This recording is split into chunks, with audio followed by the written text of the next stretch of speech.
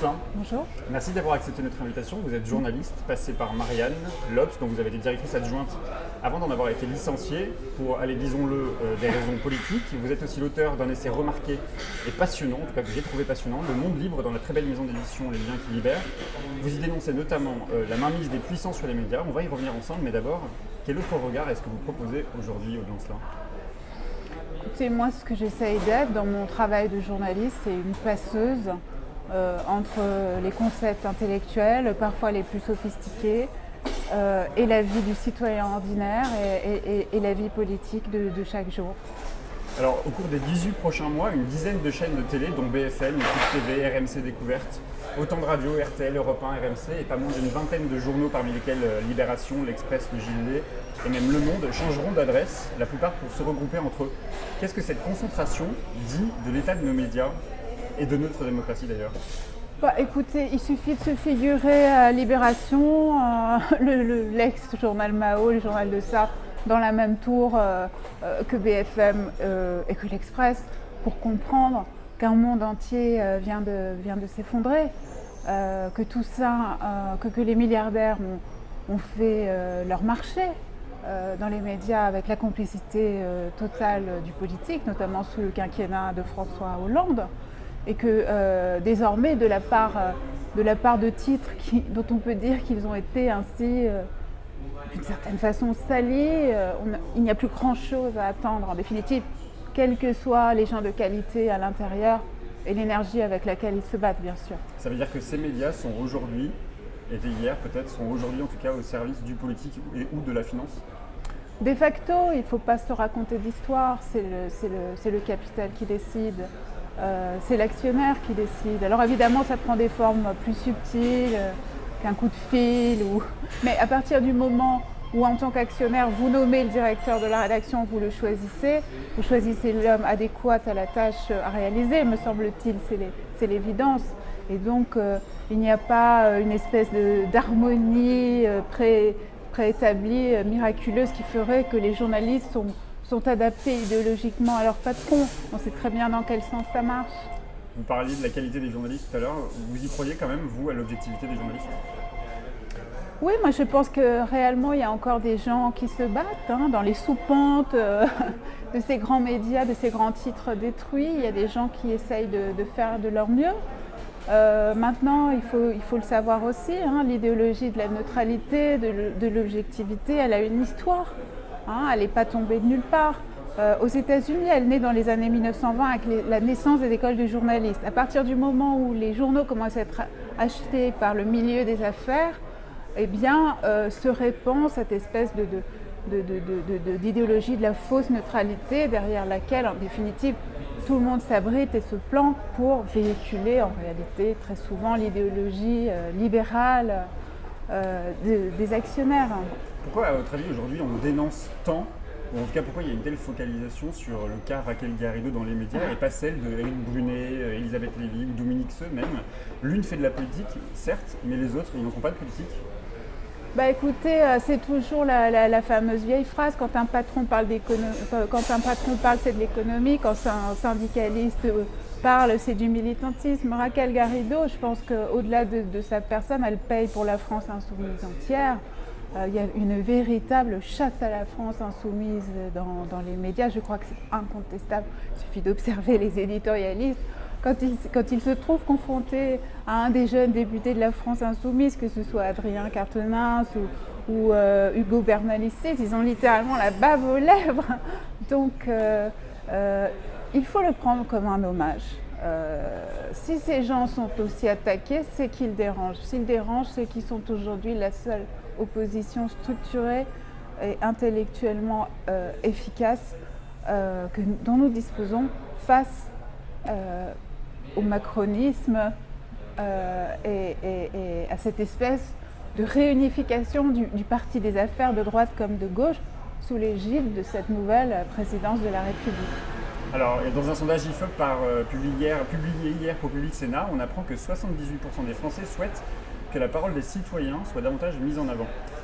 C'est, je crois, à la bourdieusienne convaincue que je m'adresse. Quelle valeur vous donnez-vous à l'opinion publique ? Et pour paraphraser Pierre Bourdieu, l'opinion publique existe-t-elle ? Alors écoutez, je ne suis peut-être pas aussi bourdieusienne que vous le croyez. Oui, écoutez, bon, on connaît les limites des sondages, mais enfin, on est quand même obligé de les voir comme un thermomètre intéressant aujourd'hui. Quand vous voyez que très massivement, la population est hostile aux lois sur le Code du travail qui viennent d'être votées, on est forcé de se poser des questions. Est-ce que c'est ça la démocratie? Est-ce que c'est à la schlag imposer des lois antisociales qu'un pays très majoritairement rejette? Il faut vraiment se poser la question. On est avec cette nouvelle présidence Macron confronté à des questions radicales. Est-ce que c'est ça la démocratie dont nous voulons finalement?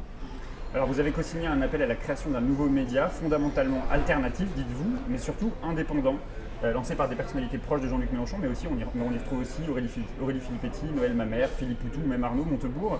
Est-ce que ça n'est pas déjà le rôle des médias comme Politis, Humanité ou même Regard? Je pense à Arrêt sur Image ou même Mediapart. Est-ce que ce ne sont pas ces journaux-là qui font ce travail-là d'indépendance des médias?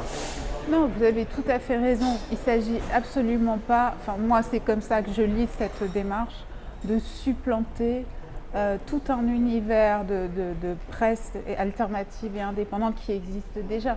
Il s'agit de les compléter, il s'agit de créer autre chose à côté. Évidemment que ce combat-là, il est ancien, et Dieu merci. Évidemment que le média aujourd'hui lancé ne donnera de leçons de journalisme à personne. Mais est-ce que finalement il n'y a pas un parallèle à faire entre la complexité du champ politique, notamment à gauche, et la complexité du champ culturel, médiatique de la gauche alternative? Justement, on voit que Politis, l'Humanité, y compris Regard, ont des difficultés pour vivre. Est-ce qu'il ne fallait pas essayer de composer déjà avec l'existant, justement? Écoutez, je ne suis pas sûre. D'abord, très franchement, il faut être honnête. On l'a vu à la récente fête de l'UMA. Il y a quand même des tensions considérables entre le Parti communiste et la France insoumise, qui ont été d'ailleurs ravivées à cette occasion-là par Pierre Laurent. De la même façon, un titre indépendant et très puissant comme Mediapart a de très mauvaises relations aussi avec Jean-Luc Mélenchon et la France insoumise. On ne peut pas nier ça, il faut partir de ce constat-là. Donc il faut bien à un moment donné que tous les courants de la gauche puissent exister. Ça veut dire que le média dont vous parlez sera probablement le média de sensibilité mélenchoniste, en tout cas de la France insoumise? Alors c'est toute la question, c'est tout le soupçon qui ne cesse de peser sur ce média. Mais tout ce qu'on peut constater, et ça a été 1000 fois constaté, c'est qu'il y a des proches de la France insoumise dans la liste des signataires et parmi les fondateurs même de ce média, à commencer par Sophia Chikoro. Ça ne veut pas dire que ce média sera pour autant à la botte de la France insoumise. Moi, je renverserai l'argument. Je trouve ça plutôt rassurant de trouver dans ce média, au milieu de bien d'autres personnalités, quelques proches du seul mouvement aujourd'hui à l'Assemblée nationale qui porte une opposition réelle et constituée à ce que nous sommes en train de vivre, à toutes les destructions que nous sommes en train de vivre, aussi bien dans le domaine des libertés publiques que dans celui du Code du travail. Il faut bien reconnaître, saluer tout de même, moi je ne suis pas membre de la France insoumise, mais il faut bien reconnaître le travail parlementaire qu'ils font, même si on peut considérer qu'il est simplement de l'ordre du symbole. Mais c'est très important les symboles, c'est très important la parole.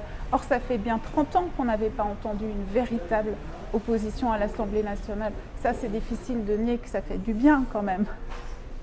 Alors hier nous recevions David Cormont, il est le secrétaire national d'Europe Écologie Les Verts. Et il avait une question pour vous, pardon. Il vous demande de quelle manière justement le média allait-il s'engager pour lutter contre les fake news? Les fake news, bon écoutez, moi je vous dirais très simplement, dans l'esprit de beaucoup de journalistes, il est absolument incompatible d'être à la fois engagé, de porter des combats et d'être intègre, d'être factuellement rigoureux, impeccable. Moi je pense que c'est compatible. Je pense que notre époque dans les médias nous a fait oublier à quel point c'était compatible. Mais tous les grands journaux, que ce soit l'Humanité, que ce soit Le Monde, que ce soit Combat d'Albert Camus, se sont fondés sur cette double exigence. La rigueur factuelle, l'honnêteté intellectuelle et aussi l'engagement, la radicalité. Dans l'histoire, les médias ont souvent été le lieu où la parole des intellectuels rencontrait un large écho. Pourquoi aussi peu aujourd'hui d'intellectuels s'engagent d'après vous? vous qui cherchez justement à recueillir la parole des intellectuels? Mais je pense qu'on a vécu un véritable trou d'air intellectuel durant les années 90 et 2000, pour plein de raisons. Hein. L'écosystème intellectuel a été très très malmené par les médias, beaucoup, hein, qui ont poussé sur le devant de la scène toutes sortes d'énergumènes